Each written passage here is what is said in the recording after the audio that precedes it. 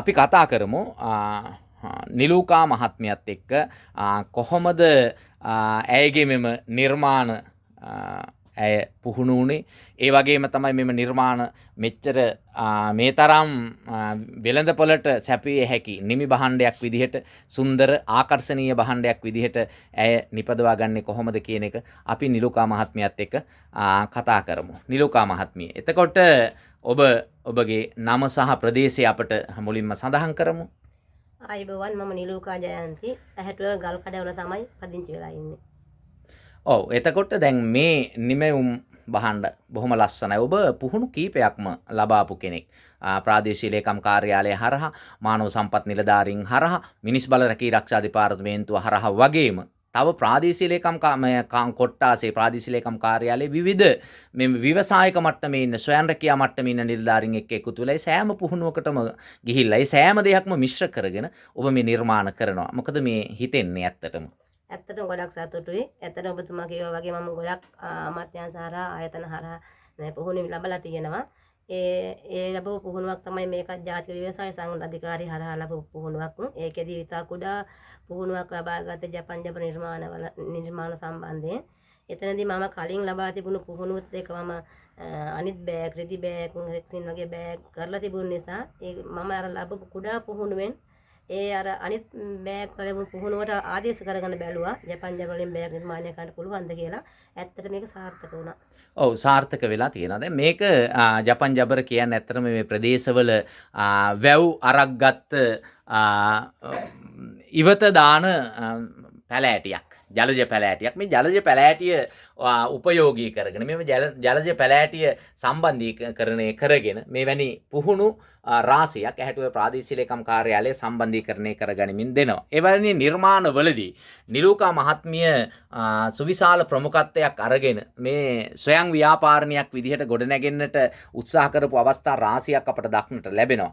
ඇය මේ වෙනකොට ජපන් ජබර ආශ්‍රිතව නිෂ්පාදනවලදී හොඳ ව්‍යවසායිකාවක් විදිහට සම්බන්ධ වෙනවා. ඇයගේ නිර්මාණ තමයි ඔබට මේ දකින්නට පුළුවන් වෙන්නේ. බලමු මේ නිර්මාණ මොනතරම් ආකර්ශනීයද කියලා. ඒ නිර්මාණ මොනතරම් සුන්දරව තියෙනවද කියලා ඔබට දකින්නට පුළුවන්කම තියේ.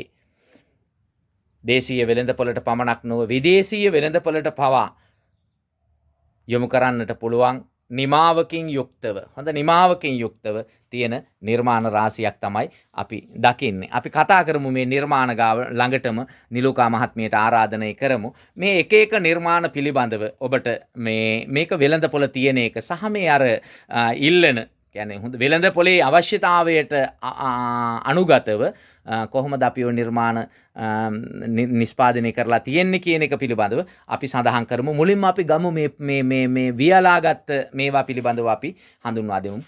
ඇත්තට මේ තියෙන ජපන් ජබර දණ්ඩ කොලේ ඉවත් කරලා වියලාගත් ජපන් ජබර දණ්ඩ මේ වරගෙන අපි තදව්ව වේලලා ඉවරලා ඊට පස්සේ මේක තලා ගන්න පුළුවන්. අපි රෝලර් එකකින් මැෂින් එකකින් තලා ගන්න ඕනේ. එහෙම තලාගෙන ඉවරලා ඊට පස්සේ අපිට අවශ්‍ය ප්‍රමාණයට බෑග් එකක් නම් බෑග් එකේ අපි අවශ්‍ය පතුරන් ටික මුලින් සකසා ගන්නවා. ඊට පස්සේ අවශ්‍ය පතුරමට මේ විදිහට තියලා මහන්න පුළුවන්, මේක තියලා වියන්න පුළුවන්. අවශ්‍ය ඕනම මෝස්තරයකට මේක මේ විදිහට නිර්මාණය කරන්න පුළුවන්. මේ තියෙන තියලා මහපු පැත්ත, මේ තියෙන වියපු විදිය. ඊට පස්සේ අපිට ජපන් ජබරේ වියලලා ඊට පස්සේ අපිට ඒකට අවශ්‍ය ලයිනින් එකක් මේ විදියට අවශ්‍ය ලයින් එකක් දාලා ඉවරලා ඊට පස්සේ අපිට මේ විදියට වියා ගන්න පුළුවන්. මේ විදියට එහෙම සපයාගත් එකක් තමයි මේ තියෙන්නේ. ඒ වගේ මේ තියෙන්නේ සම්පූර්ණ ජපන් ජබර වලින් විතරක් නිර්මාණය කරපු එකක්. මේකට ලයින් එකක් මුකුත් දාලා නැහැ. මේක අපි කූඩයක් විදිහට මේ හදලා තියෙන්නේ ජපන් ජබර. මේ තියෙන තවත් ඒ වගේම බෑග් එකක්. මේකත් මේ සම්පූර්ණ ජපන් ජබර තියලා වියන්නේ නැතුව ජපන් ජබර අපි තියලා මහලා මේ හදලා තියෙන්නේ. මේක පොඩි ළමයි සඳහා මේ පාසල් බෑගයක් විදිහට ඔය පාවිච්චි කරන්න පුළුවන් වෙනවා. ඔව්. ඒ වගේම ඔය ක්ලාස් යන ළමයින්ට පුළුවන්. ඒක ටූරිසම් අයට, ටූරිසම් කරන අයටත් මේ වගේ ඒ විදිහට හදලා තියෙන්නේ. ඔව්. මේ බෑග් එක. මේ තියෙන සියලුම දේවල් ඒ වගේ එක විවිධ නිර්මාණ කරපුවා තමයි. ඔව්. ඔබට හිතෙනවා ඇති ඇයගේ දෑංගිලි වලින් ඇයගේ නිර්මාණශීලී මනස කොයිතරම් දුරට මේ නිර්මාණ කරන්නේ රටක සංවර්ධනය සඳහා යොදා ගන්නට පුළුවන්ද මේ නිර්මාණ කියලා ඔබට දකින්නට පුළුවන්කම තියෙනවා. ඇත්තටම අද සම්පත් අමුද්‍රව්‍ය අහිමි වෙන රටක මෙවැනි දේවල් අපට සුලභව යොදා ගන්නට පුළුවන්කම තියෙනවා. මෙවැනි හොඳ තාක්ෂණයක් මොවුන් සතුව තිබෙනවා. මෙවැනි දේවල් වෙනුවෙන් ඉවත දාන දේවල් නැවත අරගෙන ඒවා රටේ සංවර්ධනය සඳහා නිෂ්පාදනයක් විදිහට එළියට වෙළඳපොළට දාන්න පුළුවන් මිනිස්සු කොපමණවත් අපි අතර සිටිනවා. නමුත් ඔවුන් හුදකලා වෙලා ඉන්නවා. අපි නිලූකා මහත්මියකින් අහමු. දැන් මේ නිර්මාණවලට දැන් ඔබට මේ වන විට මෙවැනි නිර්මාණ ඔබ හොඳට සුන්දරව බොහොම නිමාවකින් යුක්තව මෙවැනි නිර්මාණ කරලා තියෙනවා. මොකද්ද හිතෙන්නේ වෙළඳපොළත් එක්ක ගත්තාම මේවා වෙළඳපොළක් තියෙනවද? එහෙම නැත්නම් වෙළඳපොළ ඉල්ලුමක් තියෙනවද? මොකක්ද මේක තුලට කතා කරනවා නම් අපිට මේ ගැන කතා කරන්න පුළුවන් වෙන්නේ?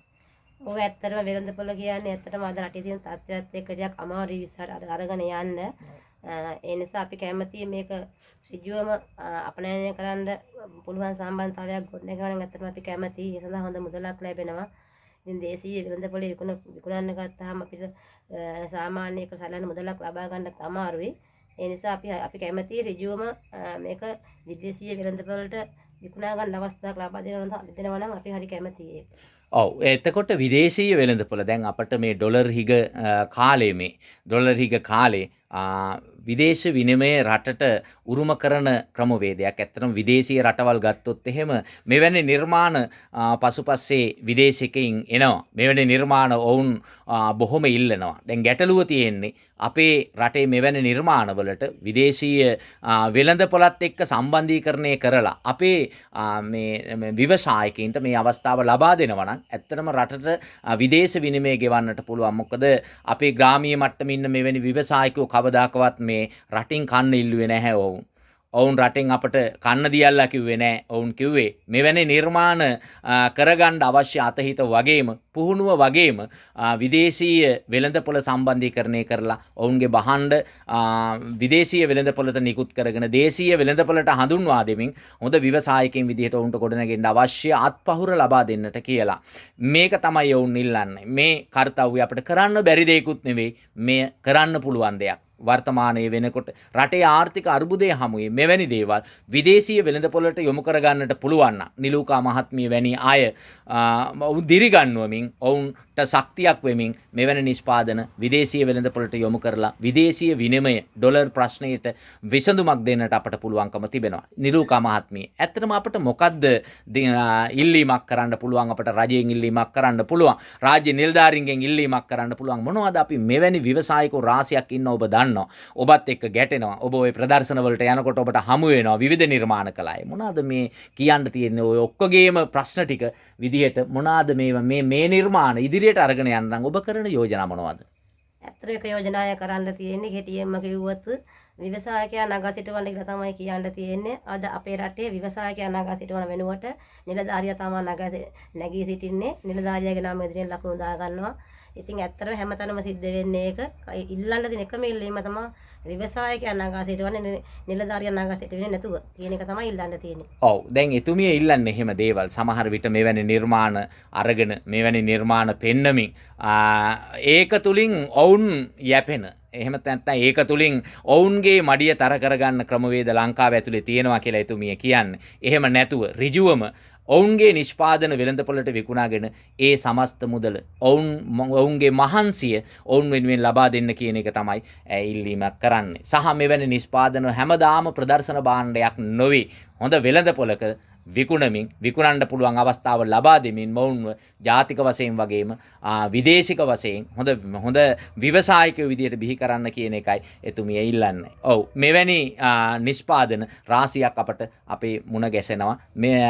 ඒ නිසා අපි ඇත්තටම අපිත් ඉල්ලීමක් කරන්නේ රජයේ මාර්ගයෙන් වගේම අපි විශේෂයෙන් ජනාධිපතිතුමාගෙන් අගමැතිතුමාගෙන් අපි ඉල්ලන්නේ මෙවැනි නිෂ්පාදන මෙවැනි විදේශීය වෙළඳපොළට යොමු කරන්න නම් මෙවැනි ව්‍යවසායකෝ දිරිගන්වමින් රටට අවශ්‍ය කරන විනිමය අරගෙන එන්නට පුළුවන් සවියක් ලබා දෙන්න. මේ රට ගොඩනගන්නට පුළුවන් මෙවැනි ව්‍යවසායකෝ ටික ගොඩනගලා රටට විදේශීය විනිමය ගෙවන ක්‍රමවේද හැදුවොත් මේ රට යලි අපට ඉතාම නොබෝ දිනකින් ගොඩ ගන්නට පුළුවන්කම තිබේ. එහෙනම් නිලූකා මහත්මිය ඔබට ආයිබෝවන් සුබ ගමනක් කියලා ප්‍රාර්ථනා කරනවා. බොහොම ස්තුතියි.